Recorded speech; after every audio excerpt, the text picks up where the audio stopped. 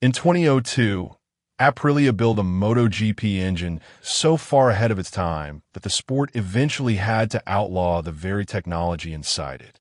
Pneumatic valves, ride-by-wire throttle, traction control born from Formula One. Nothing like it had ever raced on two wheels. And yet this engine never won a single podium. Not one. This is the story of the bike that was too smart to survive, and the sport that quietly banned its own future. Let's rewind back to 2001. The MotoGP paddock buzzed with nervous energy as manufacturers prepared for the biggest technical revolution in the sport's history. Two-stroke 500 cubic centimeters engines, the screaming, unpredictable monsters that had defined Grand Prix racing for generations, were being retired. In their place, a new four-stroke era was born, capped at 990 cubic centimeters, and every factory faced the same crossroads. Honda built a V5. Yamaha and Suzuki played it safe with inline fours. Ducati stayed loyal to their beloved V-twin philosophy, scaled up for the new formula. Every single one of them chose a path rooted in decades of racing experience. Aprilia chose none of it. Jan Witteveen, Aprilia's race boss, made a decision that stunned the paddock. Instead of building an engine in-house the way every rival factory had, he called Cosworth, Formula One Cosworth. The company that built engines for Michael Schumacher's rivals was suddenly designing the heart of a motorcycle, and what came out of that partnership shouldn't have existed on two wheels at all. A 990 cubic centimeters inline triple, pneumatic valve springs instead of traditional steel coils, a technology borrowed directly from Formula One to let the engine scream past 15,000 revolutions per minute without the valves floating apart. A fully electronic ride-by-wire throttle, years before any rival dared trust a computer between the rider's wrist and the rear tire. Early traction control, hand-built for a sport that had never used it. A carbon clutch. It was called the RS Cube, and it wasn't just a new bike. It was a Formula One car's brain, dropped into a chassis with two wheels and no seat belt. Unveiled at the Bologna Motor Show in December 2001 by Aprilia president Ivano Baggio and race boss Jan Witteveen, the Cube produced over 220 horsepower at 15,000 revolutions per minute, numbers that made rival factories nervous before it had even turned a wheel in anger. Cosworth's F1 pedigree meant the internals were engineered to a tolerance nobody in the motorcycle world had ever demanded before. Lighter pistons, faster revving internals, a philosophy borrowed wholesale from car racing and forced into a machine that weighed a fraction of anything Cosworth had ever built an engine for. At Suzuka in April 2002, on the Cube's very first competitive outing, it did something no four-stroke MotoGP bike had ever done. It went faster than anyone thought possible. By the Italian Grand Prix of Mugello that same year, the Cube cracked 200 miles an hour in practice.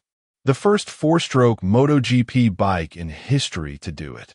Rider Regis Laconi climbed off afterward with his eyes still wide, describing the sensation like being dragged toward the horizon by a wild stallion with no interest in his opinion. The Cube wasn't just fast. It was the loudest bike on the grid, a tumult of bellowing, three-cylinder fury that sounded like nothing else in the paddock. For one glorious weekend, Aprilia had built the most terrifying motorcycle on Earth. Then the problem started. Here's the thing about putting a Formula One engineering philosophy into a motorcycle chassis. Cars have 4 contact patches. Motorcycles have 2. All that pneumatic, ride-by-wire, traction control power had to go through a single rear tire on a bike that weighed barely 135 kilos dry, and Aprilia had not solved that problem. Not even close. The chassis was too stiff, too unforgiving. The Cube's torque curve was described by its own engineers as violent and strange, nearly flat through the mid-range, then detonating with a vicious spike at 12,500 revolutions per minute that sent the bike sideways with almost no warning. There was no advanced traction control safety net back then, no anti-wheelie system worth trusting. When that power arrived, it arrived all at once, and the rider simply had to survive it. Colin Edwards, freshly crowned world superbike champion, joined the team in 2003 expecting a step forward in his career. Instead, he called the cube badly born.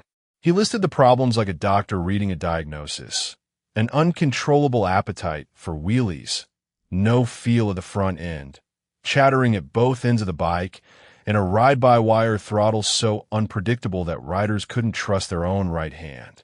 This was a rider who had just won a world championship, humbled by a motorcycle that refused to be tamed. His teammate that season, Noriyuki Heiga, told a similar story from a different angle. Two experienced, race-winning riders, two completely different racing backgrounds, and both of them arrived at the same conclusion independently.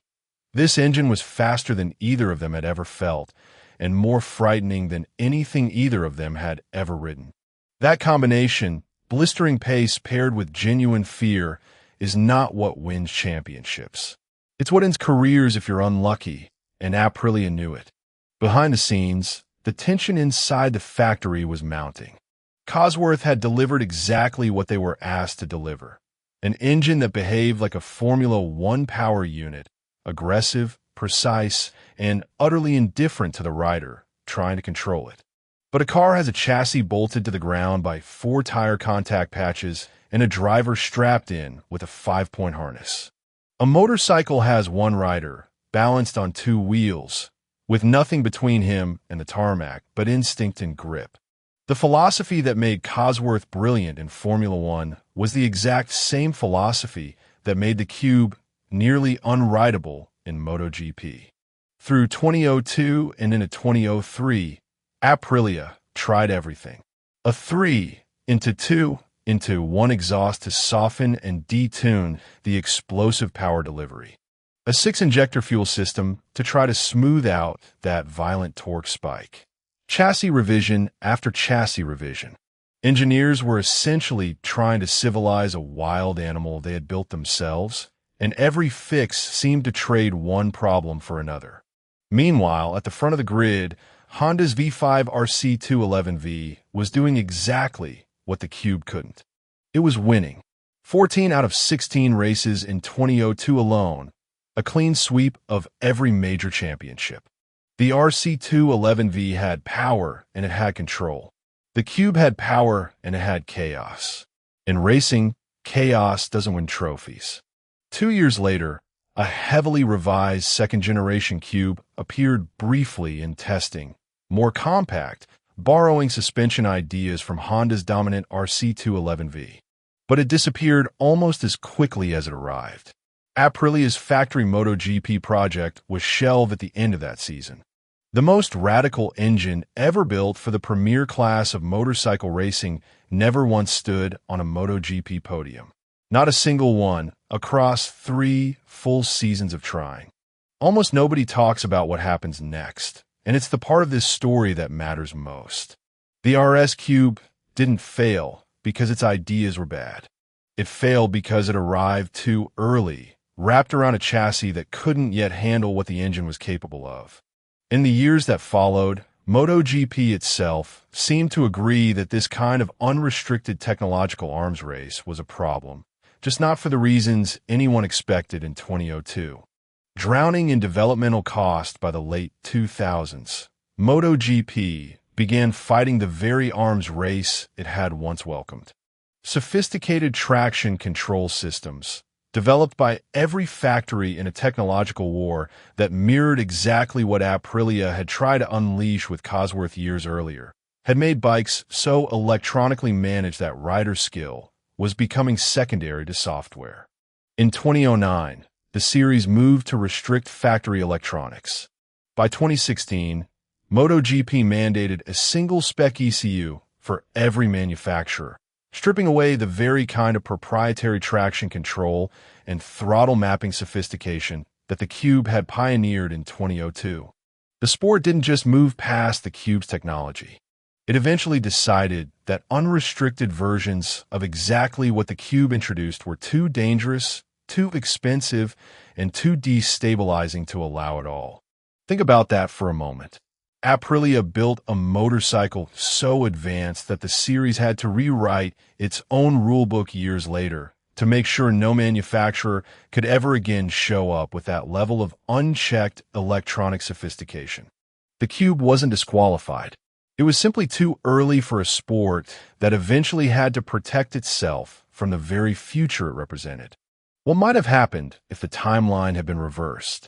If Aprilia had shown up in 2002 with today's tire compounds, today's traction control safety nets, today's understanding of chassis flex and swing arm geometry, would the Cube have been remembered as a genius or a disaster? Every rider who climbed onto that bike agreed the raw power was extraordinary. The problem was never the engine's potential. The problem was that everything built to contain that potential, the chassis, the tires, the electronics regulations, simply hadn't caught up yet.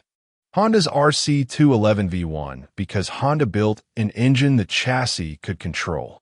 Aprilia lost because Cosworth built an engine that no chassis of that era was ready to control. There's a version of this story where Aprilia gets remembered as a punchline. The team that spent Formula One money to build a motorcycle that couldn't finish on the podium. But there's another version, and it's the one that matters more. Every pneumatic valve system whispered about in modern engine development traces its lineage back to what Cosworth attempted on the Cube. Every ride-by-wire throttle on every MotoGP grid today, standard equipment now, without exception, was radical and unproven when Aprilia bolted the first one onto a race bike in 2002. The Cube's failure wasn't a dead end. It was a preview, released 2 decades before the rest of the sport was ready to watch it. Jan Witteveen gambled his factory's entire MotoGP program on an idea nobody else in the paddock was brave enough or reckless enough to try. Not Honda, not Yamaha, not Ducati. Only Aprilia looked at a blank sheet of paper and decided the smartest move was to import an entirely foreign engineering discipline and hope the rest of the motorcycle could catch up in time. He lost. Aprilia walked away from the premier class in 2004, and it would take them until 2015 with a completely different V4 philosophy to return to MotoGP at all. But the sport they came back to was one that had already absorbed nearly every piece of technology the Cube introduced, then locked much of it behind spec parts regulations to keep it from ever spiraling out of control again. So here's my question for you.